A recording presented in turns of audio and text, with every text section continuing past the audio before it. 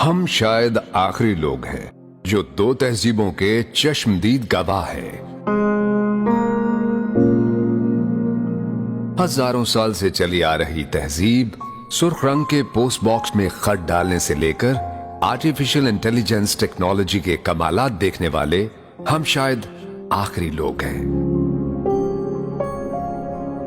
وہ مٹی کے بنے گھر، کچے صحن، گھڑے کا پانی، ٹاٹ والے اسکول، تختی اور سلیٹ، سیاہی کی دوات اور کانے سے بنا قلم، کاچی کی بھینی خوشبو، سٹاپو، پٹھو گرم، چھپن چھپائی، کنچے اور کوکلا شپاتی جیسے کھیل، صحن میں چار پائیوں کی قطار، مٹی کی ہانڈی اور لسی کی مدھانی، وہ کھیتوں میں بیل کے ذریعے چلتے ہل، درانتی سے گندم کی کٹائی اور گاؤں کی چوپال پر حکے کی گڑگڑاہٹ میں بزرگوں کی محفل، شام ڈھلتے ہی مٹی کے تیل سے جلنے والے لیمپوں کی ہلکی لو، ریڈیو پر فریکوینسی سیٹ کرتے کرتے اور آسمان پر ستارے گنتے گنتے نیند کی آگوش۔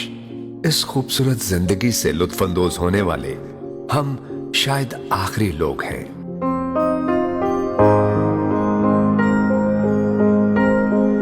1950 سے لے کر 1990 کے درمیان پیدا ہونے والے ہم خوش نصیب لوگ ہیں جنہوں نے ہزاروں سال سے چلتی آ رہی اس تہذیب اور روایات کو دیکھا ہے۔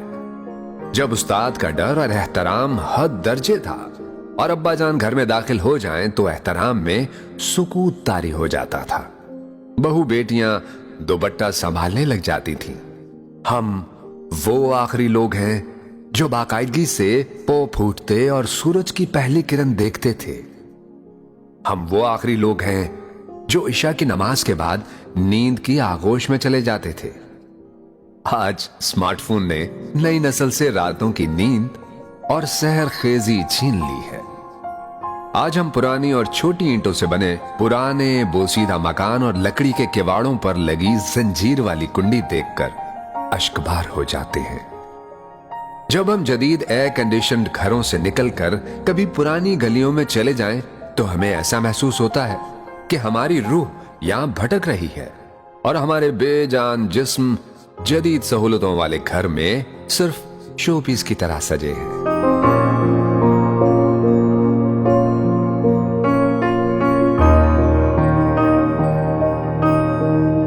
1950 سے 1990 کے درمیان پیدا ہونے والے ہم خوش نصیب لوگ ہیں کیونکہ ہم وہ آخری لوگ ہیں جنہوں نے مٹی کے بنے گھروں میں بیٹھ کر پریوں کی کہانیاں سنی، جنہوں نے اپنے پیاروں کے لیے اپنے احساسات کو خط میں لکھ کر بھیجا اور ہفتہ بھر ڈاکیے کا انتظار کیا۔ ہمارے جیسا تو کوئی بھی نہیں، اور ہم وہ آخری لوگ ہیں جو خط سے موبائل تک کے سفر میں قدیم سے جدید ہو گئے۔ ہمیں بڑے اور کچے صحن میں قطار میں بچھی چارپائیاں اور ان کے قریب لکڑی کے سٹینڈ پر سجے ٹھنڈے پانی کے گھڑے بے حد یاد آتے ہیں، بے حد یاد آتے ہیں۔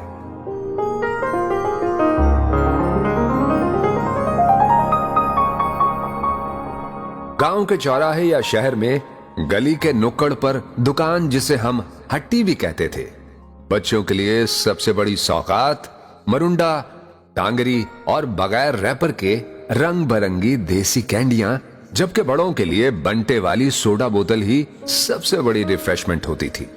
اب اس کی جگہ پیزا، شوارما اور ان گنت فوڈ برانڈز نے لے لی ہے، مگر ہٹی پر جانے کا مزہ ڈپارٹمنٹل سٹور کی چکا چوند ہلچل میں موجود نہیں۔ عید الفطر کی رات سال میں سلوایا گیا واحد کپڑوں کا جوڑا اور واحد جوتے دیکھ دیکھ کر نیند اڑ جاتی تھی کہ صبح اسے پہن کر شہزادے لگیں گے۔ عید کے روز محلے میں بننے والی جلیبیوں کی مٹھاس اور گلی میں جھولوں کے نام پر بچوں کی سب سے بڑی انٹرٹینمنٹ پنگوڑوں کے مزے ناقابل فراموش ہیں، جن کی جگہ اب ونڈرلینڈ نے لے لی ہے۔ کیا زمانہ تھا جب مائیں خود بچوں کے کپڑے سیتی تھیں، بازار سے ان کے گولے منگوا کر سارا دن جرسیاں بنتی تھیں، لڑکے لڑکیاں درختوں پر باندھی گئی پینگ پر اونچے اونچے جھولے لیتے تھے، یا بچیوں کا سب سے بڑا شوق کپڑے سے گڑیا گڈا بنانا اور ان کی شادی کرانا تھا۔ سادہ سی زندگی مگر खुलूस से भरी जिंदगी। घरों की दीवारें छोटी होती थी मगर हया का मयार ऊंचा था। शाम को खवातीन दीवार के उस पार पड़ोसनों से हाल अहवाल भी पूछ लेती थीं। दीवारों से जुड़े ये रिश्ते व्हाट्सएप मैसेजेस ने छीन लिए हैं।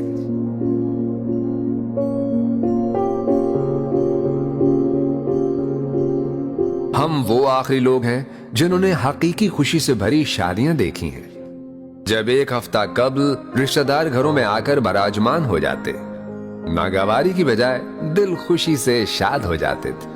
सादा मगर खुशी से लबरेज रस्म रिवाज, बारात और ढोलक पर घर के सहन में बड़ी बियों की निगरानी में खानदान और महल्ले की लड़कियों और खवातीन के रिवायती गाने, और घर के सहन में दूल्हा के सेहरे की तकरीब और घड़ोली की ना भूलने वाली रस्म। अब मॉडर्न शादी हालों में स्टेटस का मुकाबला है। शादी की वो रिवायती रौनक नापैद हो चुकी है। हम वो आखिरी लोग हैं जो हजारों साल पुरानी चली आ रही तहजीब की यादें सीने में समेट कर अपने आबाओ अजदाद के उस देश की तरफ सफर पर गामजन हैं, जहां पहुंचने के बाद हमारे पीछे मशीनी इंसानों और जज्बात से खाली एआई की दुनिया होगी, और फिर उन पुरानी यादों और कुंडी लगे किवाड़ों की अहमियत को समझने वाला कोई नहीं होगा, कोई नहीं होगा। हम आखिरी लोगों के दिलों में बस यही दिल की भड़ास थी जो कह डाली, आदाब।